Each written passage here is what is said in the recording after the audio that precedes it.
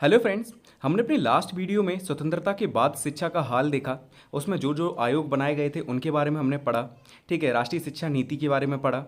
और कुछ उसमें से जो आयोग थे उनके बारे में हमने अभी नहीं पढ़ा है, उसे हम सेकंड बुक में कंप्लीट करेंगे क्योंकि वही टॉपिक आपके सेकंड बुक में भी हैं और उसमें हम अच्छे से उन चीज़ों को देखेंगे। ठीक है, तो आपका जो नेक्स्ट टॉपिक है वो है शैक्षिक विचारधाराएं, जिसमें तीन प्रकार की विचारधाराएं आपको पढ़ने को मिलेंगी। जिसमें पहली विचारधारा है आदर्शवाद। ठीक है, तो आज हम इस टॉपिक को कंप्लीट करते हैं कि आदर्शवाद में क्या क्या चीज़ें हैं, इन्होंने शैक्षिक विचार क्या दिए हैं, ठीक है, कौन कौन से आदर्शवादी हैं। ठीक है, तो ये सारी चीज़ें हम देख लेते हैं। आदर्शवाद शिक्षा में सबसे प्राचीन विचारधारा है। ठीक है, अगर शिक्षा के क्षेत्र में देखी जाए कि सबसे प्राचीन विचारधारा कौन सी है तो वो आदर्शवाद की है। इसकी उत्पत्ति प्लेटो की विचारवादी सिद्धांत से मानी जाती है, अर्थात प्लेटो को आदर्शवाद का जन्मदाता माना जाता है। ठीक है, तो क्वेश्चन आपसे एक नंबर में पूछा जा सकता है कि आदर्शवाद का जन्मदाता किसे कहा जाता है, तो प्लेटो को कहा जाता है। ठीक है, ये चीज़ याद रखना कि प्लेटो को आदर्शवाद का जनक माना जाता है या जन्मदाता माना जाता है। आदर्शवाद शिक्षा में सबसे प्राचीन विचारधारा है। इसकी उत्पत्ति प्लेटो के विचारवादी सिद्धांत से मानी जाती है और प्लेटो को आदर्शवाद का जन्मदाता माना जाता है।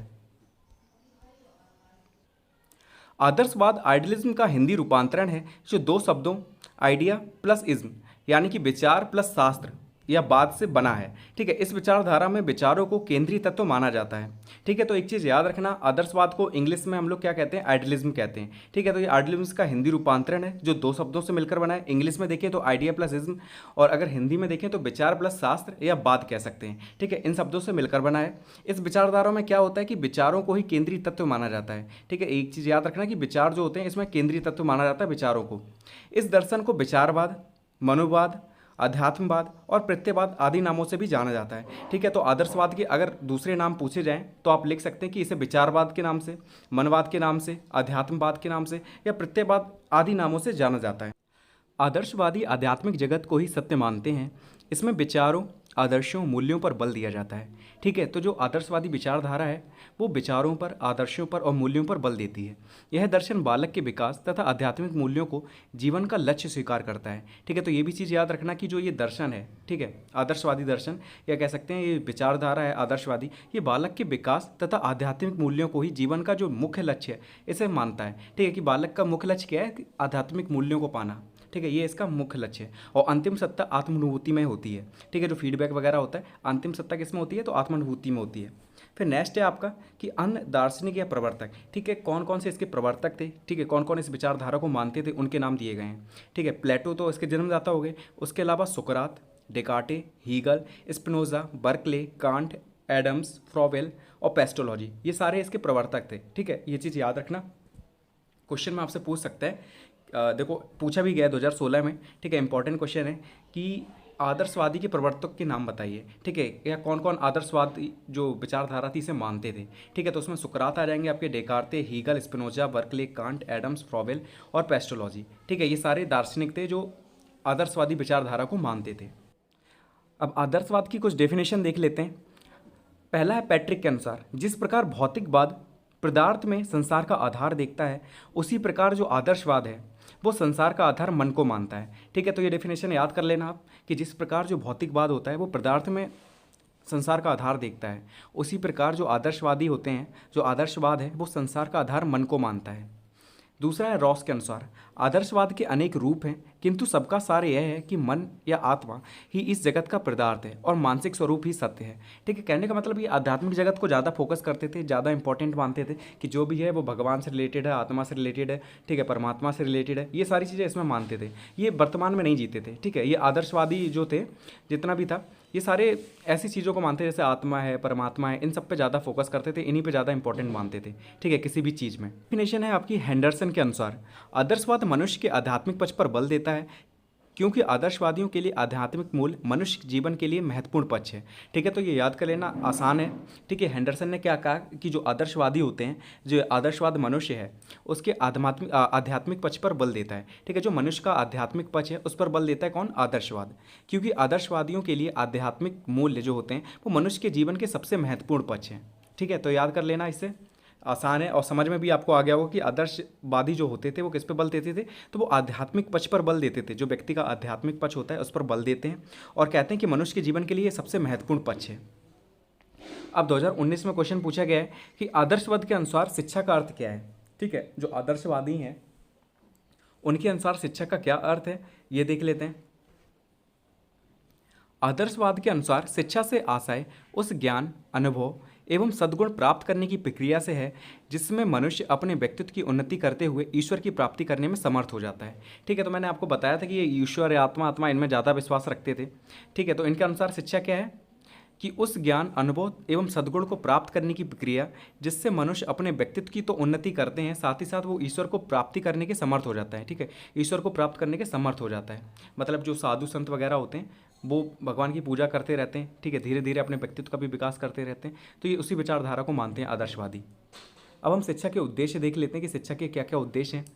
तो आदर्शवादियों के अनुसार जो शिक्षा के उद्देश्य हैं, पहला तो आत्मानुभूति है। ठीक है, खुद को शांति मिलनी चाहिए, खुद को अच्छा लगना चाहिए।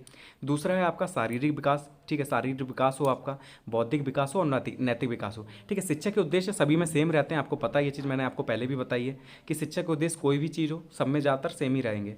ठीक है, तो इसमें शिक्षा के उद्देश्य क्या है? आत्मानुभूति, शारीरिक विकास, मानसिक विकास, बौद्धिक विकास, बौद्धिक विकास, नैतिक विकास और सर्वांगीण विकास भी कह सकते हैं। ठीक है, तो ये सारे हो जाएंगे शिक्षा के उद्देश्य। पॉइंट और बढ़ जाएंगे, वो आ जाएगा आपका आध्यात्मिक विकास करना। ठीक है, और आध्यात्मिक आदर्शों की प्राप्ति करना। ठीक है, ये दो शिक्षा के उद्देश्य और आ जाएंगे आदर्शवाद के अंतर्गत। ठीक है, दूसरों के अंदर नहीं आएंगे, लेकिन आदर्शवाद के अंदर ये दोनों चीज़ें आएंगी। अब हम पाठ्यक्रम देख लेते हैं कि आदर्शवादियों के अनुसार पाठ्यक्रम क्या होना चाहिए। आदर्शवाद पाठ्यक्रम के अंदर उन सभी विषयों को रखने पर बल देते हैं जिससे व्यक्ति सामाजिक, मानसिक, वातावरणीय परिस्थितियों में सामंजस्य बनाते हुए आध्यात्मिक मूल को प्राप्त कर सके। ठीक है, तो ये पाठ्यक्रम कैसा चाहते हैं कि उस पाठ्यक्रम के अंदर उन सभी विषयों को रखा जाए जिससे व्यक्ति सामाजिक, मानसिक, वातावरणीय परिस्थितियों में सामंजस्य बनाते हुए आध्यात्मिक मूल को प्राप्त कर सके। ठीक है, तो ऐसा पाठ्यक्रम होना चाहिए इनके अनुसार। इसमें क्या क्या इंक्लूड करते हैं? तो भाषा साहित्य होनी चाहिए, भूगोल होना चाहिए, गणित, दर्शन, नीतिशास्त्र, अर्थशास्त्र, शारीरिक क्रियाएं आदि। ठीक है, तो ये इनके पाठ्यक्रम में सम्मिलित होना चाहिए ये चीज़ें। ठीक है, ये सारे सब्जेक्ट। अब हम देख लेते हैं कि रॉस के अनुसार पाठ्यक्रम का स्वरूप क्या है। जो रॉस थे इन्होंने पाठ्यक्रम का स्वरूप क्या बताया आध्यात्मिक पक्ष में। तो इसमें था कि पाठ्यक्रम को दो भागों में बांटा जाए, एक शारीरिक क्रियाएं होनी चाहिए, दूसरी आध्यात्मिक क्रिया होनी चाहिए। शारीरिक क्रियाओं में आपका व्यायाम आ जाएगा, स्वास्थ्य विज्ञान आ जाएगा, और जो आध्यात्मिक क्रियाएं हैं इन्हें तीन भागों में बांटा है। पहला है मानसिक क्रियाएं, दूसरा है ललित क्रियाएं और तीसरा है नैतिक व धार्मिक क्रियाएं। ठीक है, मानसिक क्रियाओं में आपका साहित्य, विज्ञान, गणित, इतिहास ये आ जाएगा। ठीक है, उसका फिर ललित क्रियाओं में बांटा है और तीसरा बांटा है आपका नैतिक एवं धार्मिक क्रियाओं में। ठीक है, तो ये रॉस के अनुसार है। ठीक है, कि पाठ्यक्रम को कैसे बांटा गया, इस चीज़ को याद रखना है कि रॉस ने आदर्शवादियों का जो पाठ्यक्रम है उसे कैसे बांटा है। ठीक है, तो दो भागों में बांटा, शारीरिक क्रियाओं में और आध्यात्मिक क्रियाओं में। शारीरिक में आपका व्यायाम और स्वास्थ्य विज्ञान है, आध्यात्मिक में आपका मानसिक क्रियाएँ हैं, ललित क्रियाएँ और नैतिक एवं धार्मिक क्रियाएँ हैं। ठीक है, तो ऐसे करके आप याद रख लेना इसे। फिर है शिक्षण विधियाँ। यह दर्शन किसी विशेष शिक्षण विधि पर बल नहीं देता। ठीक है, जो आध्यात्मिक पक्ष है या आध्यात्मिक विचारधारा है, ठीक है, आदर्शवादी जो विचारधारा है वो किसी विशेष शिक्षण विधि पर बल नहीं देता, बल्कि शिक्षा के उद्देश्यों को स्पष्ट होने पर रुचि व योग्यता के अनुसार शिक्षण विधियों को स्थान देता है। ठीक है, किस चीज़ में रुचि है उसके हिसाब से शिक्षण विधियों को फोकस करता है। ठीक है, कैसी आपकी रुचि है, कैसी आपकी योग्यता है, उस हिसाब से शिक्षण विधियों को स्थान देता है। देख लेते हैं कि जो भी आदर्शवादी थे, जैसे सुकरात हैं, प्लेटो हैं, पेस्टोलॉजी, इन सभी ने कौन कौन सी विधियाँ दी हैं शिक्षण की। तो सुकरात की जो विधि है आपकी प्रश्नोत्तर विधि कहलाती है, इसे सुकराती विधि भी कहते हैं। ठीक है, याद कर लेना, एक नंबर में पूछा जा सकता है कि प्रश्नोत्तर विधि के जन्मदाता कौन है, तो सुकरात हैं। संवाद विधि किसने दी है, तो प्लेटो ने दी है। ठीक है, प्लेटो ने कौन सी विधि दी है, तो संवाद विधि। पेस्टोलॉजी की आपकी अभ्यास विधि आ जाएगी, हर्वर्ट की आपकी निर्देशन विधि आ जाएगी, फ्रॉवेल की खेल विधि आ जाएगी। ठीक है, और आधुनिक खेल विधि के कौन जनक हैं, तो कॉल्डवेल कुक हैं, याद रखना। हीगल ने आपकी तर्क विधि दी है, अरस्तु ने आपकी आगमन और निगमन विधि दी है, इस चीज़ को याद रखें। तो सुकरात की आपकी प्रश्नोत्तर विधि, प्लेटो की संवाद विधि, पेस्टोलॉजी की अभ्यास विधि, हर्वर्ट की आपकी निर्देशन विधि, फ्रॉवेल की खेल विधि, हीगल की तर्क विधि और अरस्तु की हो जाएगी आपकी आगमन और निगमन विधि। ठीक है, सारे याद कर लेना, एक एक नंबर में पूछे जाते हैं ये चीज़ें। अब आदर्शवादियों के अनुसार हम शिक्षक को देख लेते हैं कि शिक्षक कैसा होना चाहिए।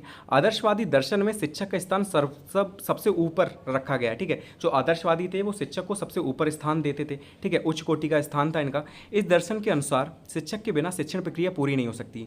ठीक है, तो जो आदर्शवादी थे ये क्या मानते थे कि अगर शिक्षक नहीं है तो शिक्षण प्रक्रिया हो ही नहीं सकती किसी भी हालत में। ठीक है, तो ये शिक्षक को गुरु मानते थे और गुरु को सबसे ऊँचा स्थान देते थे। ठीक है, दूसरा क्या है, शिक्षक को क्या मानते थे, ईश्वर का प्रतिरूप मानते थे। ठीक है, किसी भी विषय का ज्ञाता मानते हैं शिक्षक को। जीवन कला में निपुण होता है शिक्षक, ऐसा मानते हैं। छात्रों का मित्र मानते हैं, हितैषी मानते हैं और पथ प्रदर्शक जो रास्ता दिखाता है आपको, ऐसा मानते हैं। और शिक्षण कला में ये दक्ष होता है। ठीक है, तो शिक्षक को कैसा मानते हैं? जो आदर्शवादी होते हैं वो ईश्वर का प्रतिरूप मानते हैं, विषय का ज्ञाता मानते हैं, जीवन कला में निपुण मानते हैं, छात्रों का मित्र, हितैषी और पथ प्रदर्शक मानते हैं और शिक्षण कला में दक्ष मानते हैं। ठीक है, तो क्वेश्चन आपसे कैसे बनेगा कि जो आदर्शवादी होते हैं उनके अनुसार शिक्षक का क्या स्थान है। ठीक है, तो आपको ये पॉइंट्स लिखने पड़ेंगे कि शिक्षक को ये कैसे मानते हैं। ठीक है, अब विद्यार्थी देख लेते हैं आदर्शवादी के अनुसार। आदर्शवाद विद्यार्थी को केवल शरीर, इंद्रियों व मस्तिष्क का बना हुआ अंगी मात्र नहीं मानता। ठीक है, तो आदर्शवाद क्या है? वो ये नहीं मानता कि विद्यार्थी केवल शरीर से बैठा हुआ है, इंद्रियों के माध्यम से और मस्तिष्क का बना हुआ एक अंग टाइप का, मतलब जो पूरा बॉडी है ऐसे बैठा है, तो ऐसा नहीं है। उनके अनुसार वह मन या आत्मा है। ठीक है, जो विद्यार्थी है वो क्या है? वह मन या आत्मा है जिसे पूर्णता की ओर अग्रसर करना है। ठीक है, वो ये मानता है कि कोई स्ट्रक्चर उसके सामने नहीं बैठा जिससे आपको सिखा रहे हैं चीज़ों को, वो कोई मन या आत्मा है जिसे पूर्णता की ओर आपको ले जाना है। ठीक है, भगवान के उसमें ले जाना है, ये समझिए। ठीक है, तो ऐसे करके ये विद्यार्थी को मानते हैं। आदर्शवाद अनुशासन का क्या स्थान है ये देख लेते हैं। तो आदर्शवादी मानते हैं कि विद्यार्थी का पूर्ण विकास तभी हो सकता है जब वह अनुशासन में रहे, परंतु ये कठोर अनुशासन के पक्ष में नहीं है। ठीक है, तो अनुशासन तो ये मानते हैं लेकिन इतना भी कठोर अनुशासन नहीं होना चाहिए। ठीक है, तो आदर्शवादी क्या मानते हैं कि विद्यार्थी का पूर्ण विकास, पूरी तरीके से विकास तभी हो पाएगा जब वह अनुशासन में रहेगा, परंतु ये पूर्ण अनुशासन के पक्ष में नहीं है। इसके अनुसार अनुशासन नम्रता, शिष्टता, आज्ञाकारिता आदि है। ठीक है, तो इनके अनुसार अनुशासन क्या है? तो नम्रता है, शिष्टता है, आज्ञाकारिता है। ठीक है, ये चीज़ें याद रखना अनुशासन के बारे में। फिर है विद्यालय। आदर्शवादियों के अनुसार विद्यालय सामाजिक पुनर्निर्माण का अनुपम साधन है, अर्थात जैसा समाज होगा वैसा विद्यालय का स्वरूप होगा। ठीक है, तो आदर्शवादियों का क्या कहना है विद्यालय के पक्ष में? कि जो विद्यालय है वो सामाजिक पुनर्निर्माण का अनुपम साधन है, जैसे कि जैसा समाज होगा वैसे विद्यालय का स्वरूप होगा। तो विद्यालय के बारे में ये कहा है इन्होंने। अब हम देख लेते हैं आदर्शवाद। ठीक है, कि प्राचीन आदर्शवाद के जनक कौन थे? तो कांट थे। ठीक है, प्राचीन जो आदर्शवाद है उसके जनक कौन है? तो कांट हैं। आत्मनिष्ठ जो आदर्शवाद है ये बर्कले हैं। नैतिक आदर्शवाद है उसके प्लेटो हैं। और वस्तुनिष्ठ जो आदर्शवाद है ये इसके जो जनक है वो हीगल है। ठीक है, ये नोट में मैंने दिया है लेकिन ज़रूरी नहीं है आप इसे पढ़ें क्योंकि इससे क्वेश्चन नहीं बनता है ज़्यादा। ठीक है, लेकिन आप ऊपर मैंने शिक्षण विधियाँ बताई हैं, किसने किसने दी हैं वो ज़रूर याद कर लेना, वो सबसे इंपॉर्टेंट है। फिर क्वेश्चन क्या है कि किसने जीवन के शाश्वत मूल्यों के रूप में सत्यम, शिवम, सुंदरम को व्यक्त किया है? तो याद रखना प्लेटो ने किया है। और प्लेटो नहीं, अगर ऑप्शन में आदर्शवाद आता है, प्रकृतिवाद आता है, तो आप आदर्शवाद को टिक करेंगे। ठीक है, तो प्लेटो ने क्या कहा है कि जीवन के शाश्वत मूल्यों के रूप में सत्यम, शिवम, सुंदरम को किसने व्यक्त किया है? तो प्लेटो ने किया है या आदर्शवाद ने किया है। आदर्शवाद का मुख्य उद्देश्य क्या होता है? तो आत्मानुभूति होती है। ये भी याद रखना कि सबसे ऊपर क्या होगा? आत्मानुभूति होगी। खुद को अच्छा लगना चाहिए, अपने मन को अच्छा लगना चाहिए। आदर्शवाद का प्रमुख उद्देश्य क्या है? आत्मानुभूति। तो ठीक है, आपका यहाँ पर ये चैप्टर कंप्लीट होता है। अब हम मिलेंगे नेक्स्ट वीडियो में, हम उसमें पढ़ेंगे प्रकृतिवाद। ठीक है, जो आपका नेक्स्ट जो होगा आपका टॉपिक वो है प्रकृतिवाद। इस चीज़ को अच्छे से याद रखना, ये टॉपिक बहुत इंपॉर्टेंट है। थोड़ा बोरिंग है, मैं समझ सकता हूँ कि इसमें अगर सबसे ज़्यादा बोरिंग अगर कोई टॉपिक है तो ये आदर्शवाद वाला, प्रकृतिवाद वाला। ठीक है, यही थोड़े से टॉपिक थोड़े आपको बोरिंग लगेंगे लेकिन बहुत इंपॉर्टेंट है, इनको आपको रटना पड़ेगा। ठीक है, इन चीज़ों को आप रट सकते हैं। नोट्स बनाइए अच्छे से और नोट्स बनाने के बाद इन चीज़ों को रट लेना अच्छे से। ठीक है, इनके पॉइंट्स वाइज आप याद कर सकते हैं। फोकस क्या है? ये भगवान को मानते हैं। ठीक है, आत्मा परमात्मा में विश्वास रखते हैं। ठीक है, जो व्यक्तित्व का संपूर्ण विकास तभी मानते हैं कि जब आप अच्छी चीज़ें सीखेंगे। ठीक है, मन से स्वस्थ होंगे, ये सब चीज़ें, तो ये चीज़ें इस पर फोकस करते हैं। और ऐसी प्रकृतिवाद में वो प्रकृति को मानते हैं, वो नेचुरल में जीते हैं। ठीक है, जो प्रेजेंट टाइम में है उसमें जीते हैं। तो ऐसे करके आप इन चीज़ों को अच्छे से याद रख सकते हैं। फिर मिलते हैं नेक्स्ट वीडियो में नेक्स्ट टॉपिक के साथ। Thank you so much for watching this video.